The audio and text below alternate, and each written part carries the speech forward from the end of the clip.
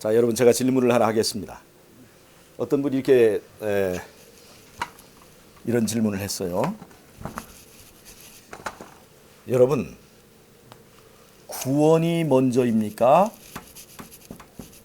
순종이 먼저입니까? 구원이 먼저입니까? 순종이 먼저입니까?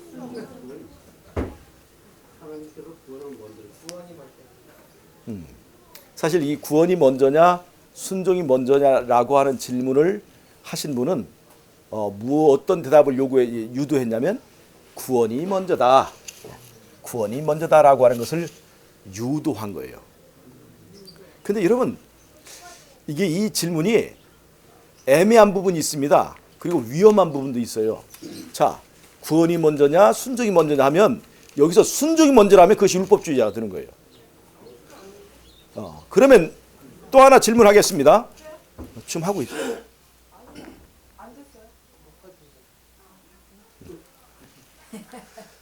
자, 이 질문을 조금 더 바꿔볼 수 있습니다. 구원이 먼저입니까? 믿음이 먼저입니까?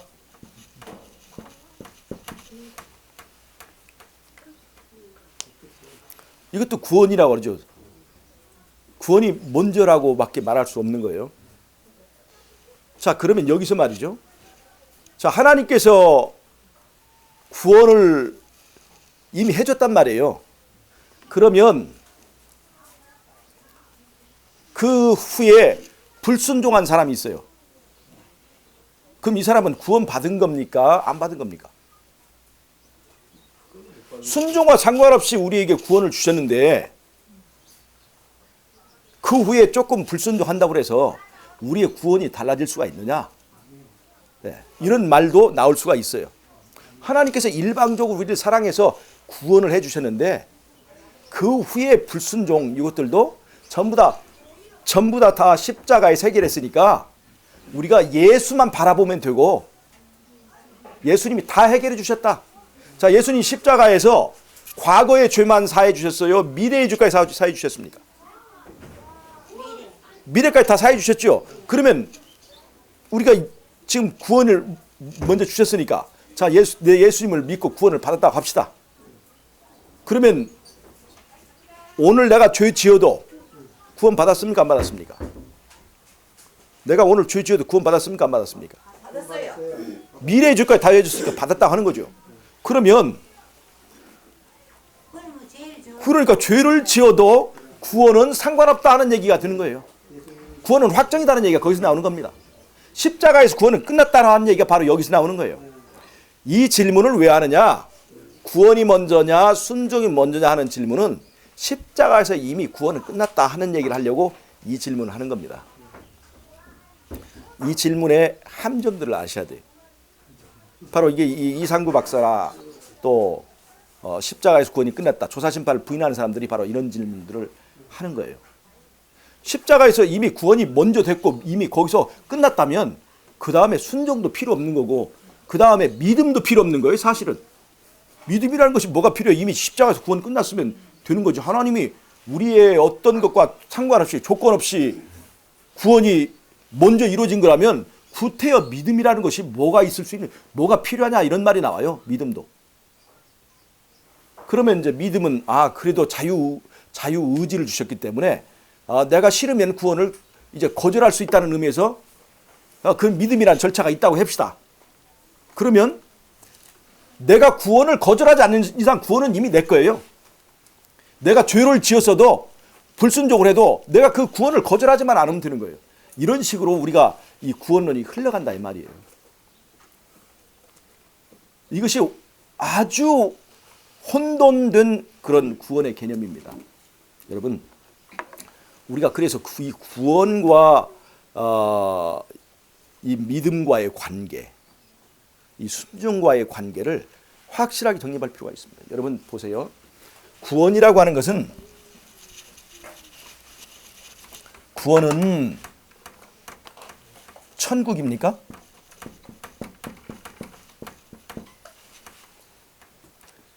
구원이 천국입니까? 천국에 가니까. 생명수, 생명나무를 말합니까? 아니면 구원은 예수를 말합니까? 구원은 예수를 말하는 것입니까? 천국을 말하는 것입니까?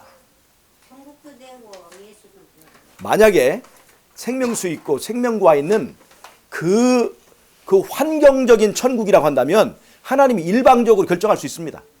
왜냐? 그것은 누구에게나 다 좋은 것이니까. 또 누구나 원하는 것이기 때문에 하나님이 일방적으로 결정할 수 있어요. 구원은 그러면 확정이라 할 수 있습니다.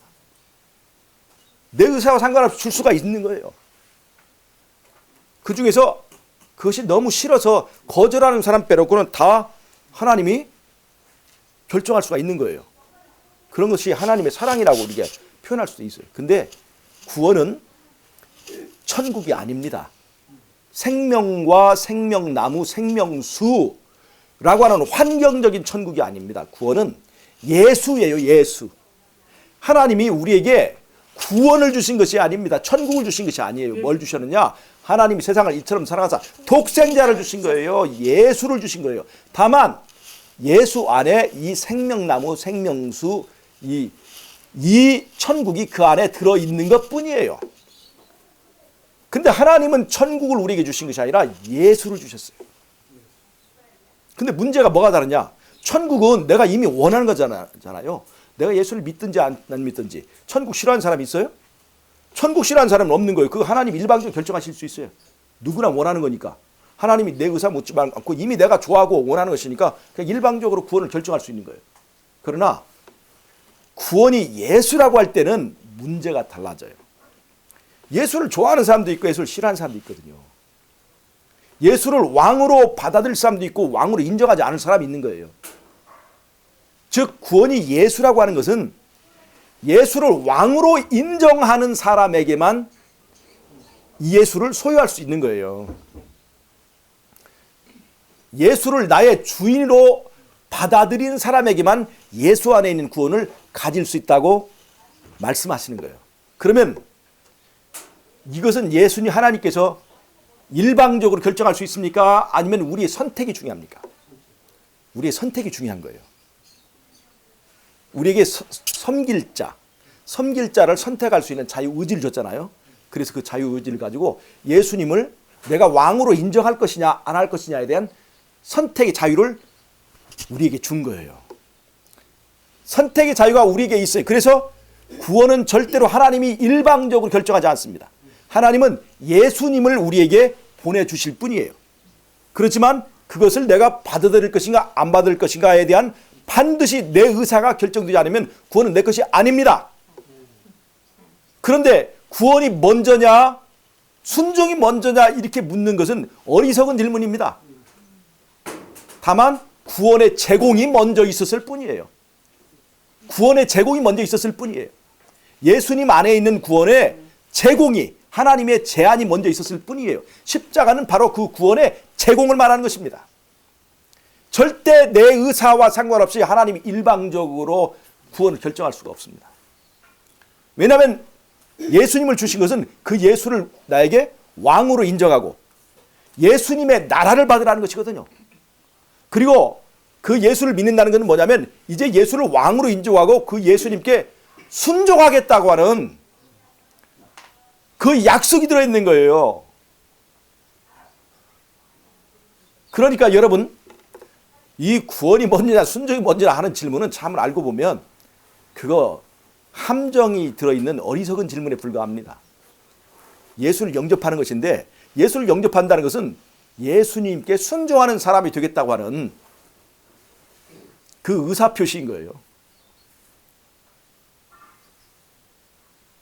내가 선택하지 않으면 내 것이 될 수 없는 이 구원을 어떻게 구원이 먼저냐 순종이 먼저냐 이렇게 말할 수가 있느냐 말이에요. 구원의 제공이 먼저 있었을 뿐이에요. 그리고 나는 그 예수님을 왕으로 인정하고 주인으로 인정해서 받아들이는 것이 바로 믿음입니다. 그래서 예수를 받아들인다는 것은 예수님을 이제 왕으로 인정하고 예수님께 순종하는 사람이 되겠다고 하는 선택인 거예요. 그런데 이것이 순종이 먼저냐 구원이 먼저냐 이렇게 만드는 것은 이거는 인간이 구원에 대한 개념이 잘못된 상태에서 이것이 드는 거예요. 하나님께서 우리를 사랑하셔서 내가 회개하든지 안 하든지 회개하기 전에 이미 구원을 주셨다고 하는 그 말이면 거기에는 순종도 와서는 안 되고 믿음도 와서는 안 되는 거예요. 이왕 일방적으로 주시는 화끈한 하나님이시라면 뭐 거기다 다른 조건을 붙일 필요가 없는 거죠. 그 질문 자체가 잘못된 거예요.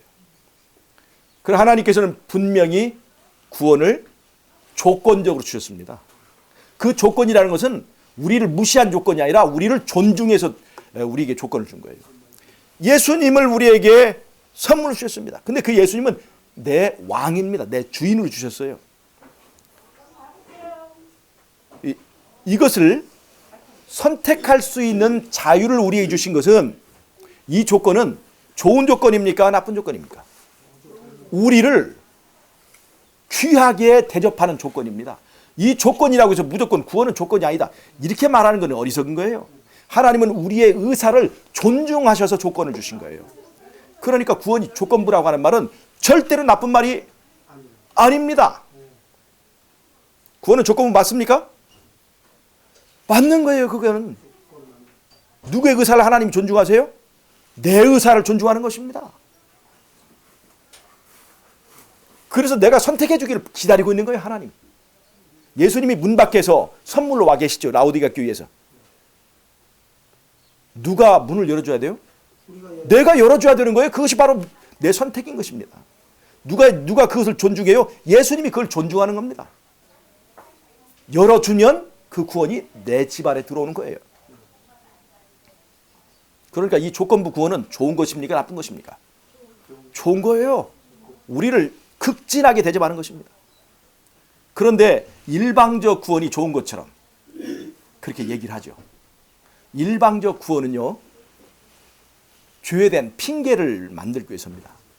구원을 받았기 때문에, 하나님이 일방적으로 구원하셨기 때문에 내가 불순종하고 하는 것이 중요하지 않다. 지금 내가 죄짓고 불순종하지만 사람을 바라보지 말고 일방적으로 구원해 주신 누구를 보라? 예수님 보라. 미래의 죄까지도 다 해결해 주신 예수님을 보고 그 죄 때문에 가책받지 말고 십자가를 보고 마음을 풀고 살아라. 평화롭게 살아라. 이렇게 이야기하고 있습니다. 근데 여러분, 이것은 어리석은 얘기입니다. 예수를 믿는다는 것은, 예수를 영접한다는 것은 예수님께 순종하기로 선택하는 것입니다. 그런데 내가 지금 불순종 상태에 있습니다. 그건 무엇 때문에 그럴까요? 예수를 영접하지 않았기 때문에 그런 거예요. 예수를 영접하지 않았는데 예수 안에 있는 구원을 내가 주장할 수 있습니까? 그것이 바로 이 모순이고 그것이 어리석은 일입니다. 자, 여러분, 우리가 불순종하고 있어요. 누구를 영접하지 않았다는 겁니까? 예수님을 영접하지 않았다는 거예요. 그러면서 예수 안에 있는 구원을 내 것이라고 주장할 수 있습니까? 없는 거예요. 여러분 잘 보세요. 제가 오늘 이 문제에 대해서 이런 질문들을 하는 것은 어떻게 보면 굉장히 유치한 거예요. 이런 질문들. 그래서 이런 조건을 놓고 얘기하면서 여러분 구원 받았습니까? 안 받았습니까? 얘기해요. 그럼 우리는 쭈빼쭈빼 사회. 이 믿음이 없는 사람들라고 하는 얘기가 그 다음에 나오는 거예요. 하나님이 일방적으로 구원해 주셨는데 십자가에서 여러분의 구원이 끝났는데 그것도 모르고 있냐라고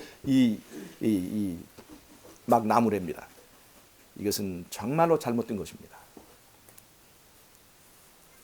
하나님은 사랑이셔서 일방적으로 구원해 주십니다. 순종을 조건으로 하지도 않고. 지금 다른 사람 얘기해요. 이 구원이냐 순종이냐 이렇게 묻는 사람. 그래서 하나님이 일방적으로 우리를 사랑하셔서 일방적으로 구원해 줬고 순종과 상관없이 했으니까 일단 구원을 받은 사람, 일단 구원을 받은 사람이에요. 일단은 우리는 구원은 끝났어요. 자, 믿었으니까 구원을 끝났어요. 그 다음에 자, 일단 우리의 이 구원을 받았으니까 그 하나님의 사랑에 의해서 사랑 때문에 굳이 율법이 요구하지 않아도 사랑 때문에 율법이 요구한 것보다 더 많이 할 수 있다는 것이에요. 그분들의 논리가. 그러니까 구원을 받은 사람이 순종할 수 있다는 얘기예요. 근데 그런 논리가 맞지요. 맞는 것처럼 보이죠. 그런데 그러면 구원 받았는데 순종을 해야 되는 순종은 해도 그만 안 해도 그만인 거예요. 해도 그만 안 해도 그만이 순종이에요. 왜냐하면 하나님은 강제하지 않으시니까. 사랑이라는 게 강제합니까? 사랑으로 구원해 주신 하나님이 순종을 강제하지는 않잖아요. 그러니까 그 다음에 있는 순종은 해도 그만 안 해도 그만인 거예요. 그래서 이런 논리가 나오는 거예요. 율법 무용론이 나오는 겁니다. 자, 보세요. 하나님의 사랑을 믿어요. 구원하는 사랑을. 그러면 그 사랑 때문에 더 많이 순종할 수 있기 때문에 율법이라고 하는 것은 필요가 없다라고 하는 것이 나오는 겁니다. 근데 그건 아닙니다. 여러분, 이상구 박사 그런 얘기를 하잖아요. 사랑을 믿잖아요. 하나님의 사랑을 믿고 그 사랑의 능력을 믿으니까 거기다 순종이라고 하는 것을 조건을 붙이지 말라는 얘기예요. 근데 그 양반이 그렇게 주장을 하지만 참으로 그 삶에서는 모순이 나타난 게 이런 거예요. 그분이 건강 강의를 할 때 그 건강 강의의 그 하나의 저기를 참석하려면 돈을 상당히 고액을 줘야 됩니다. 고액을 줘야 돼요. 근데 그분의 사랑의 논리라면 그렇게 해서는 안 돼요. 돈을 요구하지 말고 먼저 누구든지 와서 공짜로 와서 하나님처럼 제공을 해야 되는 거예요. 그 사랑을. 그러면 그 사랑에 감동되어서 얼마를 요구하는 것보다 더 많은 것을 낼 수도 있다는 것이 바로 이게 사랑의 원리거든요. 그런데 실제로 그분의 건강 강의는 절대로 그렇게 하지 않습니다. 그분은 사랑의 능력을 인정하지 않아요. 정말로 사랑의 능력을 인정한다면 건강 강의 저기 할 때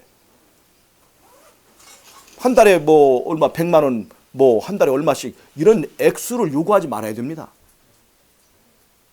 그냥 누구든지 와서 이 사랑을 받으세요. 그러면 사랑에 감동되어서 더 많이 내게 된다는 그 논리거든요. 이게 그분의 이 구원의 원리의 적용이. 그런데 그분의 생활은 그렇지 않습니다. 특별히 그 운영은 그렇게 하지 않아요. 이게 모순인 거예요. 모순. 그럼 우리는 그것을 운영하다 보면 얼마든지 그걸 받을 수가 있죠. 다만 그분의 이론과 모순이 된다는 것뿐입니다. 그러니까 비현실적인 얘기를 하고 있는 거예요. 자, 그럼 구원의 제공이라고 한다면 맞아요. 하나님은 구원의 제공을 회개하지 않았을 때, 내가 그분을 믿지 않았을 때 그 구원의 제공을 했습니까? 그건 맞는 거예요. 내가 회개하지 않았어도, 믿지 않았어도, 때로는 그를 부인했어도 하나님께서 그 독생자를 십자가에 바치셨어요. 제공하신 거예요. 이것은 맞아요. 이 사랑에 감동해서 내가 예수님을 내 개인의 구주로 영접하게 되는 거예요. 근데 그것은 누구의 결정입니까? 내 결정이에요. 내 결정이 있기 전에 절대로 그 구원은 내 구원이 될 수가 없습니다. 그래서 믿음이 중요한 거예요.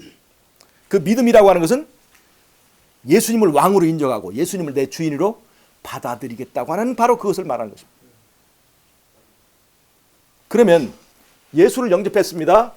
이제 이 주인의 자리에 누가 있어요? 이 주인의 자리에 예수님을 모신다는 거예요. 예수님을 받는다는 것은, 예수님을 믿는다는 것은 예수님을 내 주인의 자리에 모신다는 것입니다. 그래야 그 주인이 돼야 내가 예수님의 순종하게 되는 거고, 예수님이 시키는 대로 해야 예수님이 책임지는 거예요. 왜 예수님이 책임져요? 그분의 말씀대로 했을 때 책임지는 거지, 내 멋대로 한 거에 대해서 책임져요? 아닌 거예요. 자, 그러면 예수님을 믿는다는 것은 예수님을 내 주인으로 인정한다는 것입니다. 전에는 내가 죄의 노예였지만, 죄가 내 주인이었지만, 지금은 예수님이 내 주인이 되었다고 하는 것입니다. 그럼 예수님이 주인이 되었으면 우리가 심판을 받을 때 율법 앞에서, 율법이 내 행위를 봅니까? 내 외모를 꿰뚫어서 내 중심에 있는 내 주인을 봅니까? 율법은 내가 예수님을 주인의 개인의 구주로 영접하면 율법은 나를 봅니까? 내 주인을 봅니까? 율법은 사람의 외모를 보지 않습니다. 그 주인의 자리에 누가 있는가를 봐요. 이 주인이 누구예요? 예수님이에요. 그러면 예수님의 공로로 내 죄값을 계산하고 나를 의롭다고 선언하는 겁니다. 즉 나를 보지 않고 예수를 보게 되는 것은 반드시 나와 예수님과의 인격적인 관계가 조건이 된다는 거예요. 자, 그러면 예수님을 영접했을 때 이 율법 앞에서 내가 의롭게 되는 그것으로만 끝나느냐? 그것이 아니에요. 예수님이 내 삶의 중심에 있게 되면 예수님의 본능도 내가 받는 거예요. 사랑의 본능. 예수님의 마음도 받는 겁니다. 예수님의 마음을 갖게 됐을 때 어떤 현상이 나타나냐? 우리가 죄를 이길 수 있게 되는 거예요. 죄를 미워하는 마음을 갖게 되는 것입니다. 죄를 이기게 되는 거예요. 자, 여러분, 죄는요 어디서부터 시작됐습니까? 하늘에서 전쟁으로부터 시작됐습니다. 죄는 전쟁이에요. 전쟁. 죄는 전쟁인 거예요. 누구의 통치가 옳으냐? 예수님의 통치냐 사단의 통치냐는 전쟁입니다. 이 죄라고 하는 것은요. 그래서 이 죄로부터 구원을 받는 것은 전쟁을 통해서만 우리가 구원을 받는 거예요. 이겨내야 되는 거예요. 죄는 극복해야 될 대상인 거예요. 아멘. 그래서 죄는 용서받을 뿐만 아니라 싸워서 이겨야 되는 거예요. 그런데 이 죄를 그냥 용서받는 것으로만 생각을 하면 이 죄의 문제가 우리 현실의 문제를 해결하지 않습니다. 용서를 받았는데 날마다 죄 짓는 사람, 이것이 지금 일반적으로 이 기독교에서 개신교에서 주장하는 구원의 논리고 또 그런 것들을 철없이 받아들인 일부의 이 재림교 안에서의 철없는 이 전도자들의 그 기별 속에 그런 게 들어 있습니다. 죄는 용서받는 것이 아니라 이겨내야 되는 것입니다. 내가 예수를 영접했을 때 내 안에 계신 주인의 자리에 있는 예수님 때문에 과거에 지은 죄에 대한 정죄로부터 싸워서 이기는 거예요. 그 법정 투쟁에서 이기는 겁니다. 법정에서 이길 뿐만 아니라 우리의 생활 속에서 우리는 죄를 이기고 승리하는 자가 되는 것입니다. 그렇습니까? 안 그렇습니까? 그런데 죄를 용서의 개념으로만 봐요. 용서의 개념으로만 봅니다. 그러니까 자, 오늘 내가 예수 믿었는데 죄를 또 졌어요. 이 사람들은 어떻게 얘기하냐면 나를 보지 말고 예수님을 봐라. 예수님께서 언제적 죄까지 다 용서해 줬으니까 오늘의 죄뿐만 아니라 미래의 죄까지 다 용서해 주셨다. 그러니까 예수님을 보고 나는 의롭다고 주장을 해라. 이게 얼마나 궤변입니까? 죄를 짓는데 자기가 죄를 짓고 있으면서 예수님 보고 나는 의롭다고 자신만만하게 살아가라는 얘기예요. 이것은 바로 어리석은 얘기예요. 자, 아까도 말씀드렸지만 예수를 믿는다는 것은 예수님께 대하여 순종하겠다고 하는 선택입니다. 근데 내가 지금 불순종하고 있어요. 죄를 짓고 있어요. 그건 바로 예수를 영접했다는 것입니까? 영접하지 않았다는 것입니까? 영접하지 않았다는 것입니다. 왜 그럼 이런 현상이 나타나냐? 왜 영접에서 왔다 갔다 하느냐? 하나님께서 영접할 때 나에게 기간을 두고 선택하게 해주신 겁니다. 자, 예수님을 영접할지 영접하지 않을지 누구에게 선택권을 줬어요? 우리에게 줬습니다.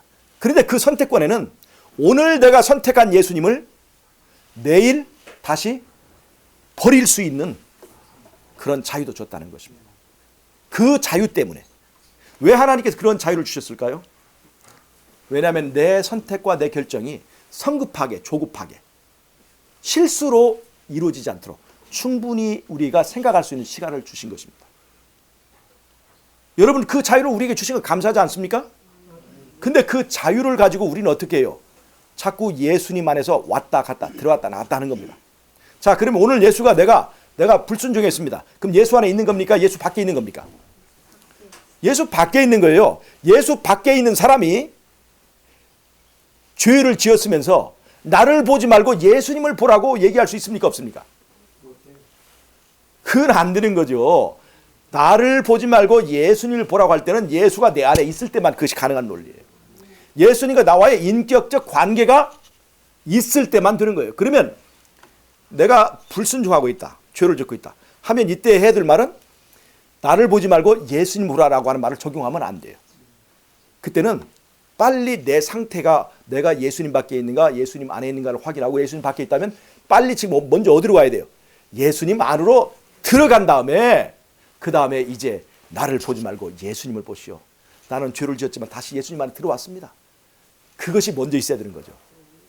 그런데 그것도 없이 그것이 아니고 들어가지도 않고 죄진 상태에서 얘 나를 보지 말고 예수님께서 나의 미래의 주까지 다 용서해 주셨으니까 나를 보지 말고 예수님을 보시오. 이상구 박사 그런 말을 하는데 제가 참 이건 참 깜짝 놀랄 일입니다. 왜냐하면 이상구 박사가 이제 십자가에서 구원이 끝났다고 하도 얘기를 하니까 그럼 왜 당신은 지금도 죄를 짓습니까? 물어볼 때 답변이 그예요. 나를 보지 말고 이 연약한 인간을 보지 말고 예수님을 보세요. 참 편하고 듣기 좋은 말이죠. 교인에게 참 감사한 일이죠. 예수님께 들어가지도 않고 나를 의롭다고 해주는 것이 얼마나 기분 좋은 말입니까? 그래서 이게 기분 좋은 말이에요. 복음이 아니에요. 기분 좋은 말, 아첨하는 말이에요. 예수님 안에 들어간다는 것이 얼마나 고통스러운 일이에요. 내가 사랑하는 것을 버려야만 예수님 안에 들어갈 수 있는데, 내가 얼마나 죄를 사랑하고 세상을 사랑하는데, 내가 얼마나 돈을 사랑하고 재물을 사랑하는데 어떻게 그 재물을 버리고 들어가는, 이게 예수님 안에 들어간다는 것, 예수님을 영접한다는 게 보통 얘기입니까? 회개가 없이 예수님을 영접할 수 있습니까? 예수님의 율법을 부정한 채로 예수님을 영접할 수 있습니까? 아니에요. 예수님을 영접한다는 것은 예수님의 통치를 영접한다는 것입니다. 예수님의 율법을 인정한다는 거고, 죄를 짊어지고 예수님이 따라가는 거예요. 예수님이 어디로 인도하든지 따라가겠다고 하는 마음을 가지고 예수님을 영접하는 것입니다. 그래서 이게 쉬운 게 아니에요. 근데 이것이 쉽지 않아요. 인간의 마음속에 제멋대로 하고 싶은 그 습성 때문에 예수를 받아들인다는 것이 참으로 때로는 고통스러운 거예요. 하나님이 독생자를 희생한 것처럼 우리는 우리의 죄가 우리의 독생자 같은 위치에 있습니다. 그래서 죄를 버리고 예수님을 영접하는 것이 쉽지 않습니다. 그래서 사람들은 생각해냈어요. 죄를 버리지 않고도 구원을 얻은 것 같은 효과를, 이론을 만들어낸 거예요. 죄를 버리지 않고도 구원을 얻은 것처럼 느끼게 해주는 거예요. 그것이 뭐냐? 그게 마약인 거예요. 이 성경을 이용해서 마약을 제조한 겁니다. 죄를 버리지 않고도 기분 좋은 느낌을 갖게 해준 거예요. 그것이 바로 복음의 이름으로 사람들에게 뿌려지는 마약인데, 이것을 면죄부라고도 합니다. 구원이 없는데도 구원이 있는 것처럼 믿게 만들고 그 증서를 준 거예요. 증서를. 구원 증서를 교회에서 팔았어요. 여러분, 죄를 지었을 때마다 그 사람은 면죄부를 보면서 내가 면죄부 한 장 확보했는데 죄에 대한 변명, 이것이 기독교의 타락을 가져오는 것입니다. 왜 기독교가 이렇게 타락한 줄 아십니까? 바로 이 면죄부 이론 때문에 그렇습니다. 죄를 버리지 않고도 구원을 얻은 것 같은 기쁨을 누리게 해주는 재주를 만들어낸 거예요. 이것이 얼마나 마약 같은지, 마약 장사가 이 기독교의 탑을 높아가게 했습니다. 기독교를 타락하게 한 거예요. 기독교가 돈벌이가 되는 것이 바로 이런 이유입니다. 그러나 기독교는 죄를 버리고 예수를 영접해서 사람을 바꾸는 것이 목적이에요. 병을 낫게 해주기는 원하지만 사람을 바꾸는 일은 사람들이 좋아하지 않습니다. 자, 여러분, 예수님을 영접하면 우리는 완전하게 됩니까? 예수님을 영접하면 우리는 완전하게 됩니까? 자, 제가 질문합니다. 예수님을 영접하면 죄로부터 의롭게 됩니까? 순종해요. 아니, 그러니까 예수님을 영접하면 순종과 상관없이 예수님을 영접하는 그 순간 나는 의로운 사람이 되는 거예요. 그러면 예수님을 영접한 사람은 죄를 지을까요, 안 지을까요? 짓지 말라. 예수님을 진짜 영접한 사람은 죄를 안 져요. 순종하게 되는 거예요. 왜냐하면 순종하려고 영접했으니까. 그러니까 예수님을 영접한 사람은 죄를 지을까요, 안 지을까요? 안 짓는 거예요. 예수님 영접한 사람.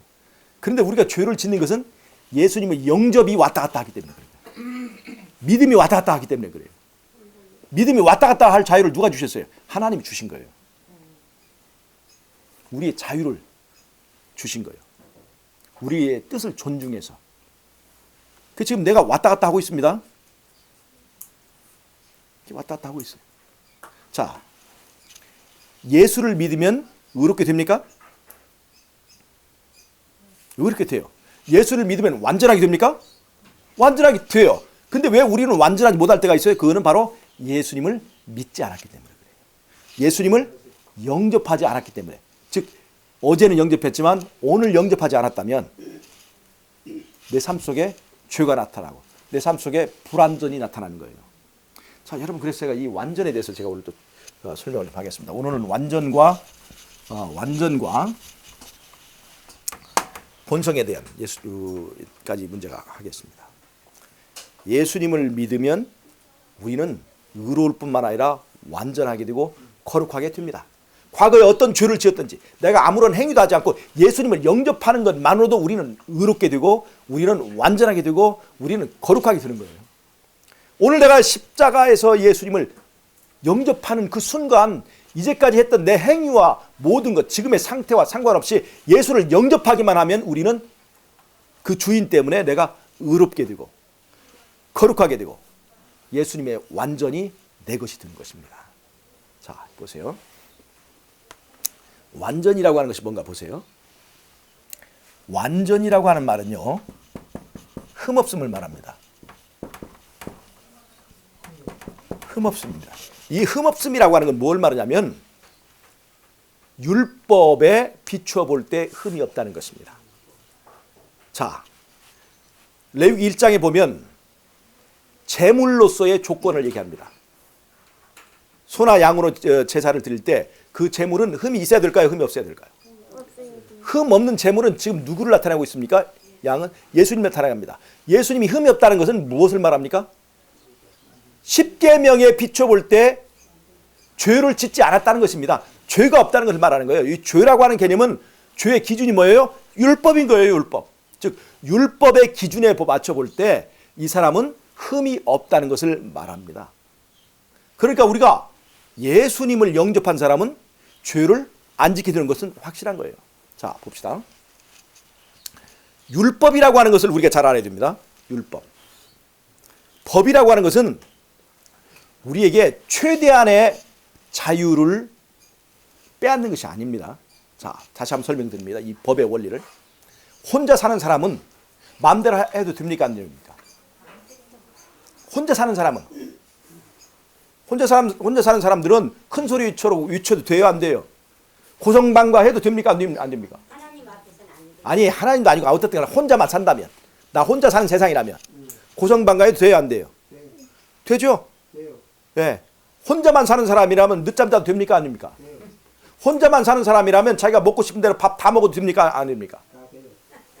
돈 자기 혼자 자기를 위해 다 써도 됩니까? 안 됩니까? 혼자밖에 안 사니까 그게 가능하죠. 마음대로 할 수 있어요. 이게 자유라고 하는 거예요. 자유. 자기 마음대로 다 할 수 있는 거예요. 자유는 좋은 거예요? 안 좋은 거예요? 좋은 거예요. 그래서 이걸 자유라고 합니다. 자, 그런데 우리가 혼자만 삽니까? 이 세상은 함께 사는 세상이에요. 하나님과 사람이 함께 살고 사람과 사람이 함께 살고 사람과 천사가 함께 살아야 됩니다. 함께 사는 세상이에요. 그러면 이 자유라고 하는 것 말고 또 뭐가 있어야 되냐면 평등이라고 하는 것이 있어요. 평등. 평등해야 됩니까? 네. 다른 말로 하면 평등이라는 것은 내가 자유를 누릴 권리가 있는 만큼 다른 사람도 그것을 누릴 권리가 있다는 것을 인정해야 되는 거예요. 그래야 안 그래요? 자, 보세요. 내가 자유를 누릴 수 있고 다른 사람 자유를 누릴 수 있어요. 그러면 예를 들어서 여러 사람이 사는데 모든 사람들이 마음대로 자기 하고 싶은 대로 다 해버린다면 그 세상은 지옥이 될까요? 천국이 될까요? 지옥이 되는 거예요. 그 사람들이 모두 다 자기들의 자유를 누리려고 자기 멋대로 다 해버리면 교통법규가 없이 마음대로 가면 그 길이 헝클어져서 지옥이 되잖아요. 교통 지옥이 되잖아요. 자, 여러분 이거 보세요. 마음대로 모든 자유를 누리게 된다면 그것은 지옥이 되는 거예요. 그래서 모든 사람들이 최대한으로 자유를 누릴 수 있도록, 최대한이에요, 최소한이에요? 최대한의 자유를 누릴 수 있도록 최소한의 양보가 있어야 돼요. 최소한의 양보. 그러니까 함께 자유를 누리기 위하여 최소한의 양보가 있어야 된다는 거예요. 양보. 그것이 바로 뭐냐? 그게 바로 법이에요. 법. 하나님과 사람이 함께 살고, 사람과 사람이 함께 살고, 그 다음에 사람과 천사가 함께 사는 평화로운 세상, 함께 자유를 누리는 천국을 만들기 위해서 반드시 뭐가 있었냐면 그게 법이 있어야 되는 거예요. 법은 최소한의 요구를 하는 것입니다. 자, 그러니까 11조 10분의 10이 다 누구의 것입니까? 알고 보면 하나님의 것이에요. 근데 하나님이 법으로 요구하는 건 얼마예요? 10분의 9를 요구합니까? 10분의 1을 요구합니까? 10분의 1. 최소한의 법이 요구하는 건 최소한입니다. 7분의 7이 모두 하나님의 시간이지만 하나님이 법으로 이건 내 것이라고 요구하는 것은 얼마예요? 7분의 1입니다. 아주 적은 것을 요구하는 겁니다. 에덴 동산에 나무가 수없이 많았어요. 하지만 하나님께서 먹지 말라고 법으로 금한 것은 많은 숫자입니까? 아주 적은 숫자입니까? 아주 적은 한 나무만 금지했습니다. 그러니까 법이 요구하는 것, 율법이 요구하는 것은 최소한의 제약을 말하는 거예요. 최대한의 자유를 얻기 위하여 함께 사는 세상을 만들기 위하여 최소한의 요구를 하는 것이 율법입니다. 자, 10계명에 살인하지 말라는 계명 있죠? 근데 인사하지 않는 사람은 목을 친다. 그런 얘기가 있어요, 없어요? 아침에 늦게 일어난 사람은 팔을 자른다. 그런 말이 있습니까, 없습니까? 그러니까 10계명에는 아침에 늦게 일어날 자유도 보장을 하는 거예요. 그 마음대로 그건 알아서 하는 거예요. 다만 극한적인 행동, 살인을 하거나 도적질을 하거나 이런 극한적인 행동, 최소한의 이런 행동을 하지 말라고 넓게 울타리 치는 것이 바로 법입니다. 법은 우리의 생활 모든 것을 다 간섭하는 것이 아니에요. 늦게 일어나는가 안 하는가, 인사를 하는가 안 하는가, 밥을 먹을 때 반드시 앉아서 먹는가, 아니면 말을 할 때 여자들이 너무나 수다를 많이 떠는가 안 떠는가, 이런 것까지 법이 간섭하지 않는다는 겁니다. 그건 알아서 하는 거예요. 다만 수다를 하다가 침을 너무나 많이 튀겨가지고 침에 맞아 사람이 죽으면 안 돼. 그런 것까지는 안 돼. 근데 침에 맞아서 죽을 정도만 하지 않고 그냥 적당히 하는 건 다 법이 허용하는 거예요. 법은 우리의 자유를 다 제한하는 것이 아닙니다. 법은 최소한의 울타리만 치는 겁니다. 적어도 이런 행동만 하지 말라고 하는 거예요.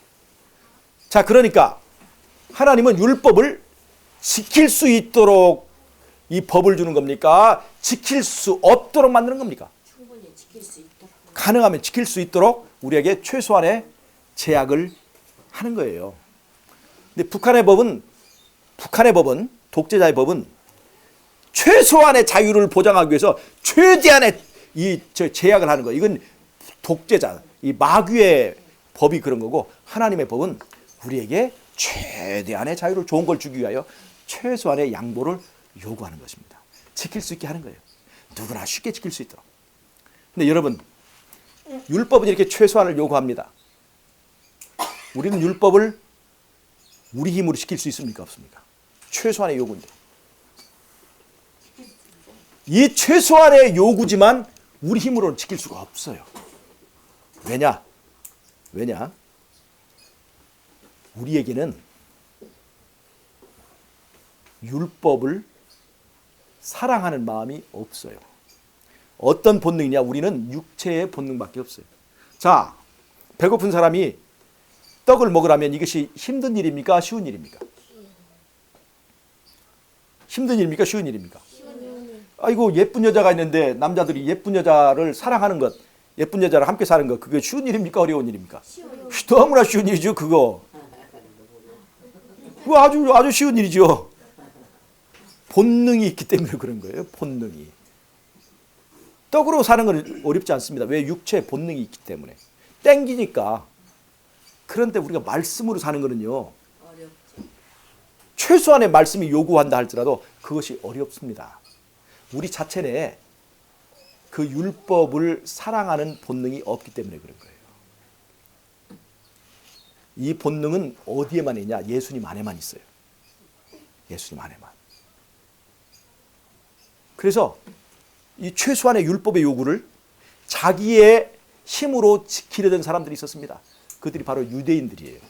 예수님 십자가에 못 박아 죽이면서도 우리는 율법을 사랑한 사람이라고 자랑했던 사람들이 바로 유대인들이에요. 율법을 지킬 수 있었어요, 없었어요? 지키는 흉내를 냈지만 절대로 율법을 지키지 못했고 하나님에게 인정받지 못했습니다. 속으로는 더 더러운 사람들이었어요. 그것이 바로 율법주의예요. 그런데 이 율법을 지킬 수 있도록 율법의 본능을 하나님께서 어디 안에 넣어두셨어요? 예수님 안에 그 본능을, 새로운 본능을 넣어주셨어요. 그래서 예수님을 영접하는 사람은 예수님 안에 무엇도 받아요? 예수님 안에 있는 선물을 받는 거예요. 그 선물이 뭐냐면 죄를 미워하는 본능, 말씀을 사랑하는 본능, 다른 사람을 도와주고 싶어하는 동정의 사랑의 본능을 내가 받는 겁니다. 예수를 받을 때. 아시겠어요? 예수를 받으면서 하나님께서 예수님 안에 두신 모든 선물을 받는 것입니다. 아멘. 천국의 본능을 받는 거예요, 여러분. 아멘. 이 약속을 믿지 않는 사람들이 너무나 많습니다. 이거 창세기 15장에 창세기 3장 15장에 15절이 약속한 거예요. 너희가 뱀과 원수가 되게 해주겠다. 죄를 미워하겠다는 것이죠. 그것이 예수의 본능입니다. 여러분 이 예수의 본능을 활용하시기 바랍니다. 예수를 영접한 사람은 예수 안에 있는 이 본능을 활용해야 되는 거예요. 이 본능을 내가 받을 때 그 예수님 안에 있는 본능 때문에 내가 하나님의 율법을 사랑하게 되는 거예요. 시편 1편에 어떻게 돼 있어요? 복 있는 사람은 악인의 꾀를 쫓지 아니하며 왜? 죄를 미워하는 마음을 주셨으니까. 또 죄인의 길에 서지 않아요. 또 여호와의 율법을 5만 원짜리 자리에 앉지 않고 여호와의 율법을 주야로 묵상한단 말이에요. 이게 율법이 좋아졌어요? 안 좋아졌어요? 좋아진 거예요. 이게 생각만 해도 기분이 좋은 거야 이게. 아까 박종 집사가 예수님이라고 하는 이름 석자만 들어도 눈물이 난다고 그랬는데 이 율법을 생각만 해도 기분이 좋으니까 묵상하는 거지 생각만 해도 막 지겨운 것을 묵상하겠습니까? 아니죠. 말씀을 생각만 해도 내 마음에 천국이 되고 말씀을 묵상만 해도 내 마음에 평안이 오고 희망이 보이는 거. 그래서 묵상하는 거예요. 이러한 사람이 바로 예수를 영접한 사람입니다. 아멘. 율법이 좋아지는 거예요. 그래서 이제 전에는 예수님 없을 때는 억지로 오리도 못 갔는데 예수를 영접해서 새로운 본능을 가진 사람은 이제는 몇 리까지 갈 수 있는 거예요? 십리까지 가는 거예요. 왜 거기 십리라고 나왔냐면 길이 십리에서 끝나니까 거기 십리라고 돼 있지 길이 백리까지 가 있으면 백리까지 갈 수 있는 거예요. 말리지만 않으면 백리까지 갈 수 있는 사람이 바로 그 사람입니다. 왜냐하면 그것 자체가 좋아졌어요.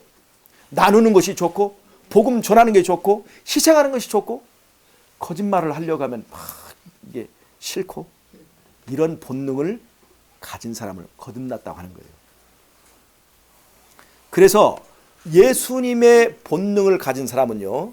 자, 우리가 사람의 삶의 영역을 100이라고 한다면 법이 금지하는 영역은 법이 요구하는 영역은 한 40% 정도밖에 안 됩니다. 40%. 100점 만점에서 40점 정도만 이 법이 요구하는 거예요. 그러면 예수를 영접한 사람은 40점 맞을 수 있을까요, 없을까요? 40점보다 더 많이 맞을 수 있을까요, 없을까요? 더 맞을 수 있어요. 법은 40점을 요구하는데 어떤 사람은 60점을 맞을 수도 있습니다. 있을까요, 없을까요? 누구의 힘으로? 힘과 능으로 아니고 하나님의 신으로 하는 사람은 40점 요구할 때 60점 맞을 수 있어요, 없어요? 아멘. 예수님은 몇 점 맞았어요? 있어요. 예수님은 몇 점 맞았어요? 예수님은 100점이에요. 예수님은 100점이에요. 자, 60점 맞는 사람도 있고 열심히 잘하는 사람, 모세 같은 사람 몇 점 맞았을까요? 한 95점. 후하게 줍시다. 95점 줍시다. 다니엘은 몇 점 맞았어요? 다니엘도 95점. 96점 줍시다. 뭐 하면 자. 그런데 목사님은 몇 점인 것 같아요? 목사님은 50점. 50점 줍시다. 40점입니다. 50점.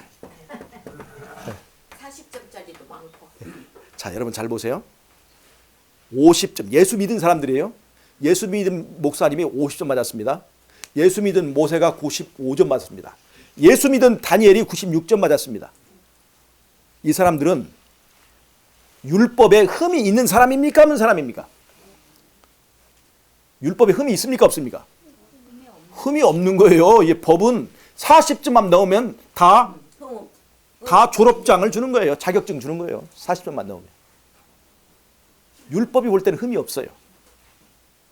그래서 예수를 믿으면 이렇게 흠이 없게 되는 거예요. 흠이 없다는 것은 간신히 40점을 맞는 것이 아니라 율법이 요구하는 것보다 더 많이 갈 수 있는 것을 말합니다. 아멘. 아시겠어요?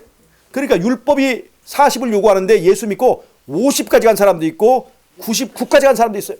그러면 흠이 없다는 건 다른 말로 하면 완전한 거예요. 완전해진 사람들 사이에서 서로 차이가 있을 수 있을까요? 없을까요? 40점짜리와 100점짜리가 차이가 있을 수가 있는 거예요.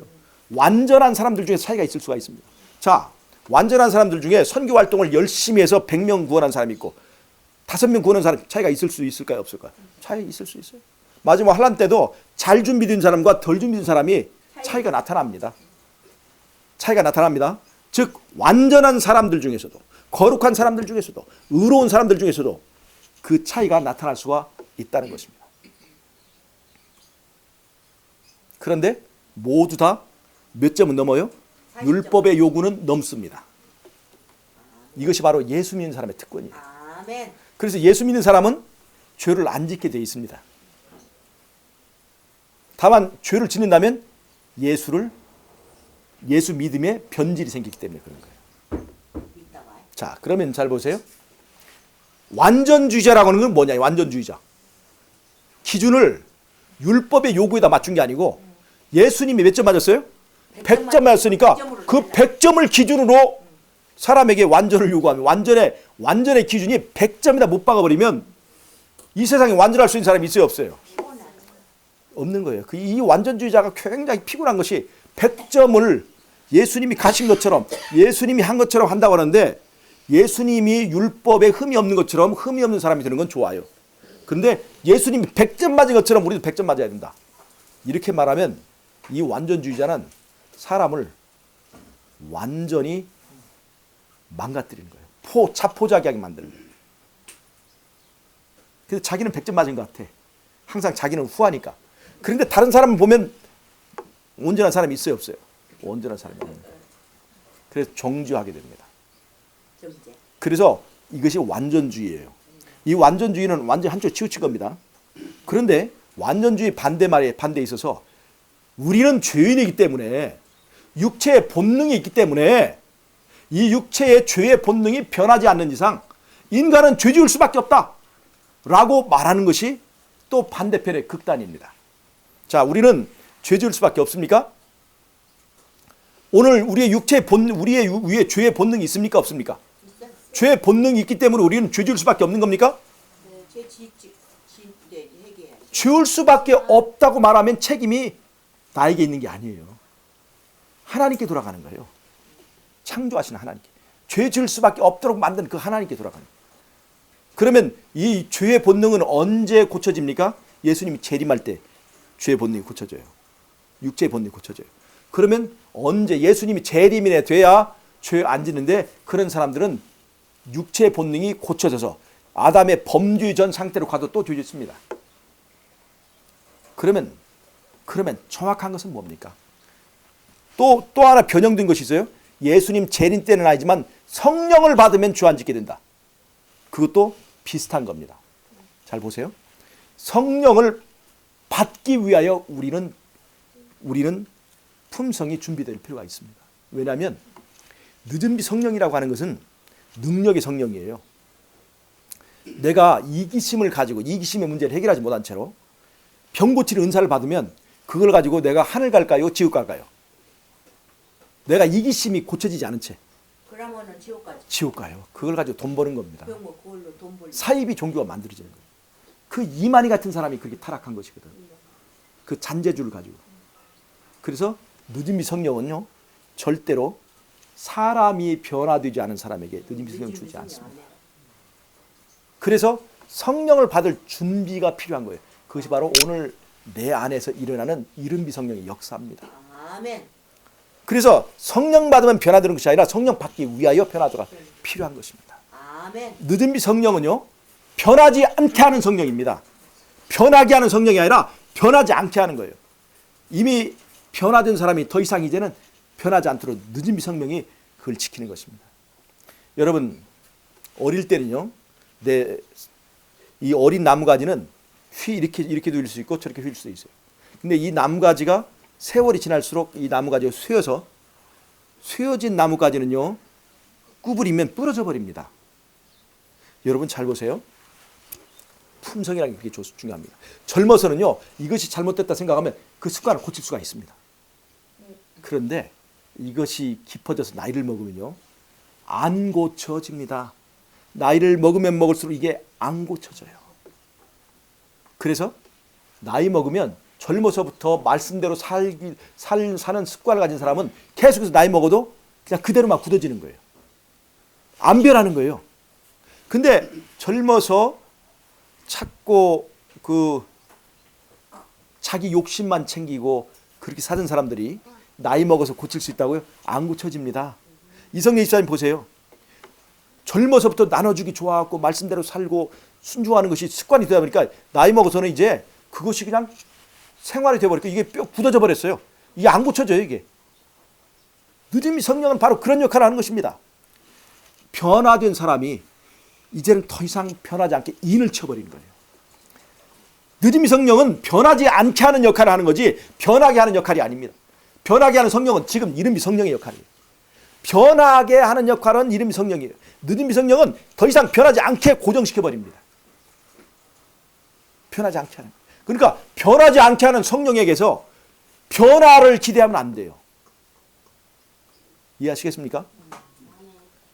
언제 변화돼야 돼요? 지금 변화되는 겁니다. 지금 변화돼요. 어떻게 변화돼요? 내가 오늘 예수를 영접하면 변하게 되는 것입니다. 누가 변하게 해야 돼요? 예수님이 영접하게 하는 거예요. 변화는 성령 받으면 되는 겁니까? 예수님 재림하면 변하는 겁니까? 언제 변하는 겁니까? 바로 오늘 변하는 것입니다. 오늘 변하는 거예요. 누가 변하게 해줘요? 예수님이 변하게 해줘요. 그래서 성령 받을 자격을 갖게 해주고 예수님 재림을 영접할 수 있도록 내가 하게 해주는 겁니다. 자, 그러면 이 본성에 대해서 우리가 좀 알아야 될 게 있어요. 죄의 본성. 이 죄의 본성. 우리가 완전에 대해서도 40점과 100점의 차이를 알아야 돼요. 그것을 구분하지 못하면 100점 맞아야 된다. 이것도 극단이고 40점도 우리는 못한다. 우리 육체의 본성 때문에. 그렇게 되면 그것도 문제가 되는 거예요. 육체의 본성을 우리가 가지고 있어도 예수를 영접하면 죄를 이길 수 있다. 이것이 정답입니다. 제가 그 본성의 문제를 조금 더 오늘 하고 마치겠습니다. 우리가 육체의 본성을 얘기할 때 우리의 육체의 본성을 할 때 아까 제가 완전을 얘기할 때 40점과 100점을 나눠서 구분했죠. 이걸 하는 것처럼 이 본성의 문제도 분명히 구별해야 될 게 있습니다. 육체, 우리 인간은 성소로 지어졌습니다. 성소. 그래서 성소 구조로 되어 있어요. 성소는 어떻게 되어 있습니까? 지성소와 성소로 구별되어 있죠. 이 성소는 여기 이쪽 성소는 외부 구조입니다. 사람의 외부 구조를 나타내요. 여기 뭐가 있어요? 떡상, 먹는 것, 입에 관한 것, 촛대, 보는 것, 눈에 관한 것, 분향단, 냄새 맡는 것, 코에 관한 것. 여러분, 이 성소의 구조는 눈, 코, 입과 관련되어 있는 인간의 육체적 본능을 말합니다. 식욕, 성욕, 인간의 육체적 본능을 말합니다. 자, 이게 육체적 본능이에요. 육체적 본능이에요. 그 다음에 이 지성소는 하나님의 보좌가 있는 주인의 자리예요. 누가 주인이냐 하는 것입니다. 이 주인의 자리에 내가 앉아 있으면 여기서 뭐가 나오냐면 이기심이 나옵니다. 여기서 뭐가 나오냐면 교만심이 나옵니다. 여러분, 예수님은 우리와 같이 식욕이 있었을까요? 없었을까요? 식욕이 있었을까요? 없었을까요? 식욕이 있었습니다. 근데 예수님 우리와 같이 이기심이 있었을까요? 없었을까요? 이기심이 없었습니다. 왜 그랬을까요? 예수님은 이 부분은 우리와 똑같았습니다. 근데 이 부분이 달랐습니다. 주인을 모시고 계시. 잘 보세요. 예수님이 우리와 같이 되었다는 것은 바로 이 부분에 관한 것입니다. 이 부분에 관한.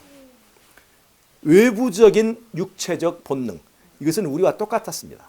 그래서 우리의 모본이 되는 거예요. 우리의 똑같은 식욕, 우리의 똑같은 성욕을 가지고 있으면서도 그것의 노예가 아니라 그것을 다스리고 살았기 때문에 그래서 예수님은 우리의 모본이 되는 거예요.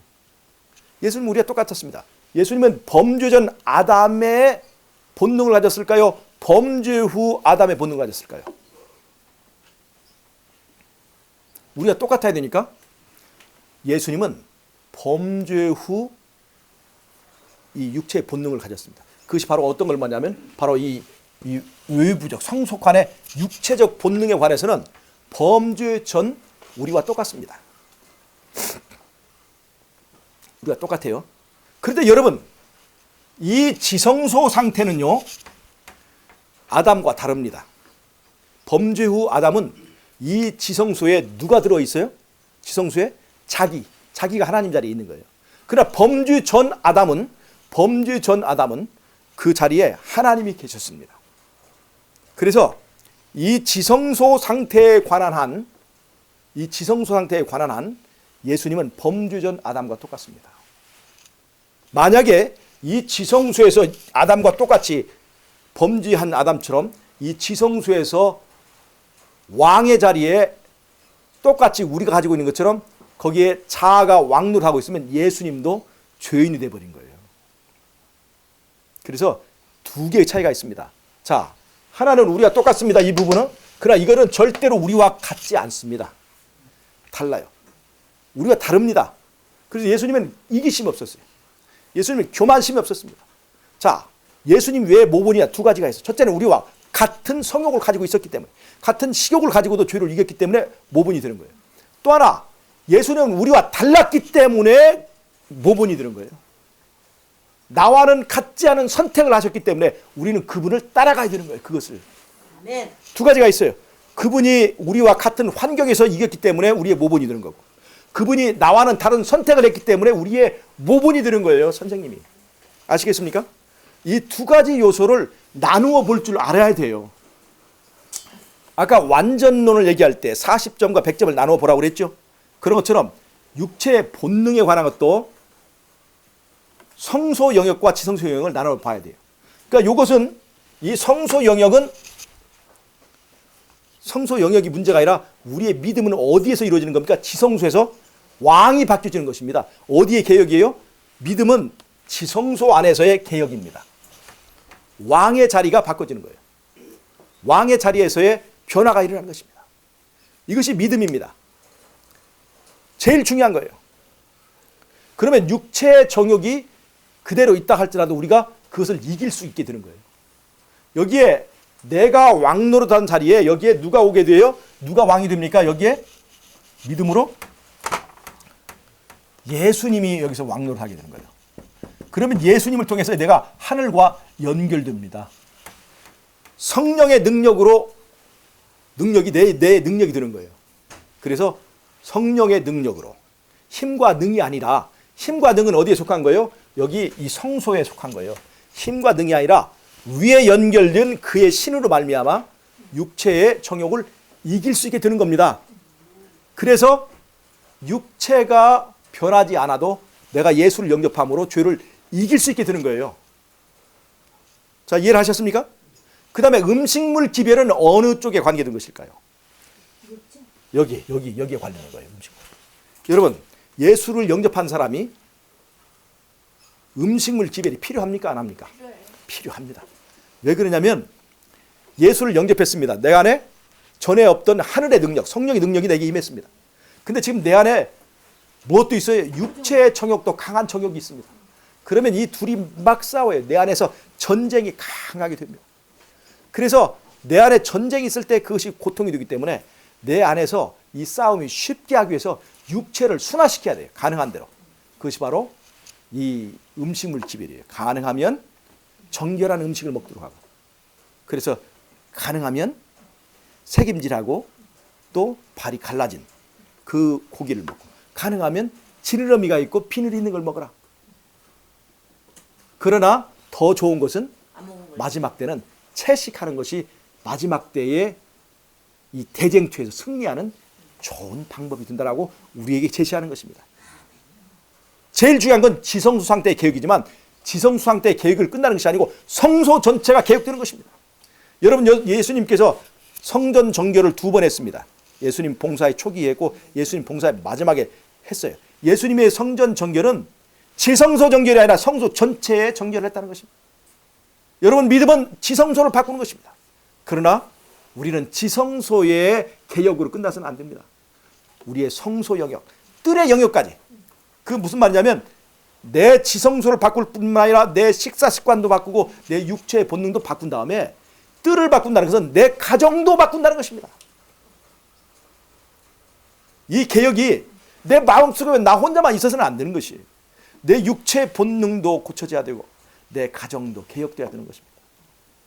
이해하시겠습니까? 아멘. 이거를 믿기만 하면 되지, 믿기만 하면 되지, 그가 무슨 뭐 거기까지 이렇게 말하면 안 돼요. 지성소의 개혁은 시작이지 거기만 하는 것이 아니에요. 거기서 시작돼서 육체로 흘러나와야 돼요. 개혁이 물결이. 그래서 우리 가정이 개혁되고 그것이 교회로까지 흘러나서 세상을 개혁하게 되는 것입니다. 여러분, 우리의 복음은 세상을 개혁하는 건데 내가 먼저 개혁하지 않고 세상을 개혁할 수 있습니까? 못하지. 여러분, 내가 습관을 바꾸지 않고 세상을 바꿀 수 있습니까? 내 가정이 변하지 않고 내가 다른 가정을 변화시킬 수 있겠습니까? 이게 쉽지 않은 얘기거든요. 개혁은 언제든지 나부터, 그리고 지성소에서 시작하지만 거기서 절대로 끝나는 것이 아니라는 것을 꼭 잊지 마시기 바랍니다. 아멘. 여러분, 오늘 제가 말씀드렸습니다.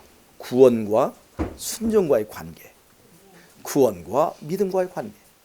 여러분, 그 구원과 완전과의 관계 제가 설명해 드렸죠. 그 다음에 그 완전과 본성과의 관계를 제가 말씀드렸습니다. 여러분, 이 육체의 본성은 약간 고칠 수는 있지만 이건 범죄 전 본성이, 범죄 후 본성이기 때문에 이것이 완전히 다 고쳐지는 것은 예수님 재림 때 고쳐져요. 그러나 가장 핵심적인 것은 이쪽이 아니라 여기서의 개혁이죠. 주인을 바꾸는 거죠. 주인을 바꾸면 때로는 이것이 부족해도 우리가 죄를 극복할 수 있습니다. 그러나 때로는 힘들 수는 있어요. 시간이 되면 여기도 고쳐야 되는 거예요. 시간이 안 되면 이거라도 고쳐야 되는 거고, 시간이 되면 여기도 고쳐야 되는 것입니다. 시간이 되면 뜰도 고쳐야 되는 거예요. 이해할 수 있겠죠? 아멘. 죄의 본성을 가진 육체 있어도 내가 오늘 예수를 영접하게 되면 변화될 수 있다 없다? 변화될 수 있다. 율법의 욕을 채울 수 있다? 채우고도 남을 수 있다.